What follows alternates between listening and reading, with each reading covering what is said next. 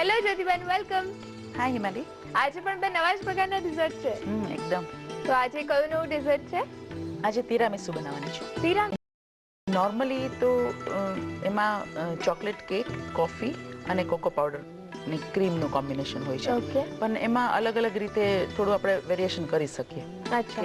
કે ચોકલેટ કેકને બદલે chocolate biscuits પણ લઈ શકે. પછી વચ્ચેમાં જે ફિલિંગ છે એમાં ક્રીમ ચીઝ હોય અથવા માસ્કાપોને ચીઝ હોય. ઓકે. એ અને ક્રીમ અને કોકો પાવડરનું બધાનું મિક્સચર હોય. તો એના બદલે આપણે બીજું માસ્કાપોને ચીઝ અથવા ચીઝ સ્પ્રેડનો કોઈને ટેસ્ટ ન ભાવતો હોય તો એના બદલે પનીર લઈ શકાય, દહીંનો મસ્કો લઈ શકાય. અત્યારે તમે જે ઇન્ગ્રેડિયન્ટ્સ લીધા છે એ કયા કયા છે? ચોકલેટ બિસ્કિટ્સ છે, કોકો પાવડર, કોફી, ક્રીમ અને પનીર. તો ચાલો સ્ટાર્ટ કરી દો, શીખી દો ફટાફટ. પહેલા આપણે રેડી કરશું એનું જે ફિલિંગ છે વચ્ચે જે લેયર બિસ્કિટની વચ્ચે જે લેયર કરવાના છે એ રેડી કરશું. એમાં આ સિંગલ ક્રીમ છે એ આપણે એક બોલમાં લેશું. કેટલું છે ક્રીમ? 200 ml. આ પનીર છે, અડધા લીટર દૂધની જે બેગ હોય ને એમાંથી આપણે પનીર જેટલું બને એટલું લેવાનું છે. અને એને એકદમ ઝીણું શ્રેડ કરી લીધું છે એટલે પ્રોપર આમાં બાઇન્ડ થઈ જાય. અને એકદમ ફ્રેશ પનીર જ લઈશું. ફ્રેશ પનીર જ લેવાનું. ઓકે. અને એની અંદર સ્વીટનેસ માટે આઈસિંગ શુગર એડ કરશું. 200 ml ફ્રેશ ક્રીમ હોય મતલબ સિંગલ ક્રીમ હોય તો 50 ગ્રામ જેટલી આઈસિંગ શુગર લેવાની છે. આમાં જે પનીર લીધું છે એને ઘરે બનાવીને જ લઈશું કે જે બહારથી પણ લાવીને ઉપયોગ કરી શકાય? બહારથી લાવીને ઉપયોગ કરી શકાય પણ ખાસી ધ્યાન રાખવું પડે કે એકદમ ફ્રેશ હોવું જોઈએ. ઘણીવાર બહારનું પનીર જો 2-4 દિવસ પહેલાનું હોય અથવા થોડું કલર પેલો થઈ ગયો હોય, યલોઇશ થઈ ગયું હોય ને ટેસ્ટ પેલો ખટ્ટાશ આવી ગયો હોય તો એ ન ચાલે. અચ્છા. આમાં એકદમ ફ્રેશ પનીર જોઈએ. અને ઘરે બનાવીએ તો તરત જ બનાવીને આપણે ઉપયોગમાં લઈ શકીએ ને. ઓકે. આને પ્રોપર મિક્સ કરી લેશું. અને બ્લેન્ડરથી જ મિક્સ કરી નાખશું. હવે આ ફિલિંગ રેડી થઈ ગયું છે અને સાઈડ પર રાખી દઈશું. હવે જેમાં આપણે સેટ કરવા મૂકવાનું છે એક બેકિંગ ડીશ કે કંઈ બી લેશું કે પુડિંગ પ્લેટ કે જે પણ હોય એમાં સૌથી પહેલાં આ ચોકલેટ ફ્લેવરના બિસ્કિટ છે. ઓકે. એ ચોકલેટ ફ્લેવરના બિસ્કિટને કોફી પાવડર લગભગ 2 ટેબલસ્પૂન જેટલો કોફી પાવડર 1 થી 1.5 ટેબલસ્પૂન લઈએ તો બી ચાલે. અને પોણો કપ પાણી એમાં ડાયલ્યુટ કરી લેવાનું. એ લેવાનું છે. અને એની અંદર આ બિસ્કિટને ડીપ કરી અને પછી એનું લેયર કરવાનું. સૌથી નીચે પેલા એક લેયર કરી દેવાનું. એટલે ચોકલેટ અને કોફી બંને ફ્લેવર આવી જશે. લેયર રેડી થઈ ગયું છે. હવે હિમાલી આપણે જે પનીર, આઈસિંગ શુગર અને ક્રીમ મિક્સ કરેલા હતા એનું લેયર કરવાનું છે. એને આની ઉપર રેડતા જવાનું છે. આના લીધે બિસ્કિટ સોફ્ટ નહીં થઈ જાય? હા, સોફ્ટ થઈ જશે પણ એકદમ સેટ પણ થઈ જશે. જ્યારે આપણે એને કટ કરશું તો સ્લાઇસ જેવું કટ થશે કંઈ. અચ્છા. પુડિંગ પ્લેટમાં આપણે સેટ કરવા મૂકીએ છીએ એવી રીતે આપણે ઇન્ડિવિજ્યુઅલ બોલમાં પણ સેટ કરી શકીએ. ઓકે. હવે ફરીથી આની પર બિસ્કિટનું લેયર કરીશું. પહેલાં એની પર કોકો પાવડર સ્પ્રિંકલ કરી લઈશું. વચ્ચે વચ્ચે આ એક લેયર થઈ જાય એટલે એની પર કોકો પાવડર સ્પ્રિંકલ કરી લેવાનો.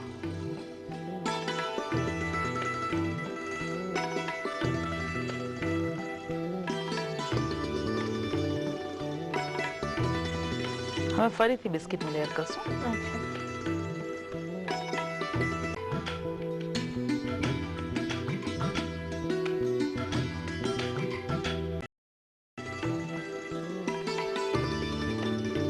મેં કીધું એમ ઇન્ડિવિજ્યુઅલ આપણે પણ કરી શકીએ. મિસ્ટેક થવાના ચાન્સીસ ખૂબ ઓછા છે આ ડિઝર્ટમાં. એની પર ફરી આ રેડી દેશું. અત્યારે આપણે લાગે છે લિક્વિડ છે પણ સેટ થઈ જશે ત્યારે એકદમ સરસ સેટ થઈ જશે. ઓકે. આ રીતે જેટલા લેયર કરવા હોય એટલા લેયર કરી શકાય. હવે અત્યારે આપણે આ તિરામીસુ કરીએ છીએ માલી એટલે આમાં તો આ જ કોમ્બિનેશન હોય કોફી અને ચોકલેટ ને કોકોનું.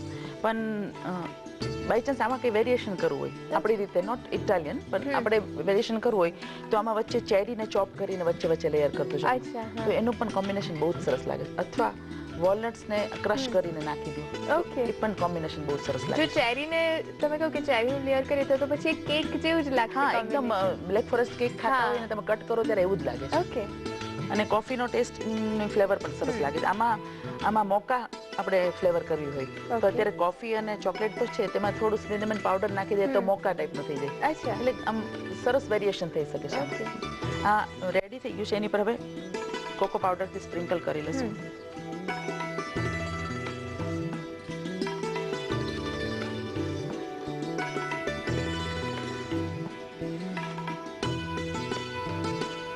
ઉપર ખાસ કોકો પાવડર તો સ્પ્રિંકલ કરવાનું છે. ઓકે. સારા એવા પ્રમાણમાં કોકો પાવડર ઉપર ભભરાવીએ એનો છીએ. ટેસ્ટ થોડું બીટર ટાઈપનો હોય તો સારો લાગશે. ઓકે. કોફી અને કોકો જરા ટેસ્ટ વધારે હોય તો જ સરસ લાગે. આ રીતે લેયર્સ કરી લીધા છે 3. હવે એને ફ્રીઝમાં 4-5 કલાક તો મિનિમમ સેટ કરવા મૂકવાનું. ઓકે.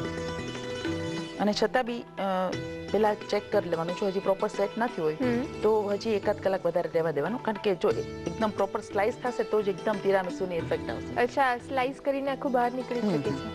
તો હિમાલી હવે આને ઢાંકી અને ફ્રીઝમાં તો જ્યોતિબેન સરસ સેટ થઈ ગયો છે ને આટલો મોટો સ્લેબ જ સર્વ કરીએ છીએ. નોર્મલી એટલો જ સર્વ થાય. બહુ Okay. નાના પીસ કરતાં થોડું કોઈ મોટો જ સારો લાગે. ઓકે. અને કોફી અને કોકો ફ્લેવરની એક ફાઇન ડિઝર્ટ રેડી છે.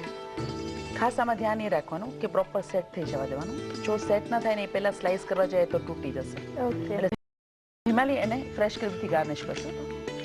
એઝ ઇટ ઇઝ આમ પણ સર્વ કરી ઓકે. શકાય. થોડું આપણે એને ગાર્નિશ કરીશું. શેનાથી કરી છે ગાર્નિશ? ફ્રેશ ક્રીમ જ છે.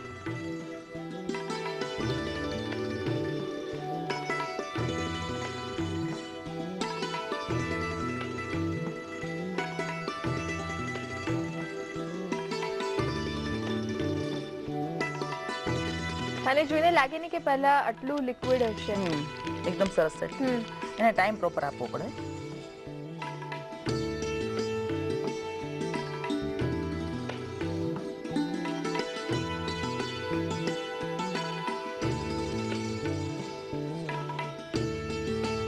અને વધારે કંઈ ખાલી ગાર્નિશિંગની કે જરૂર નથી.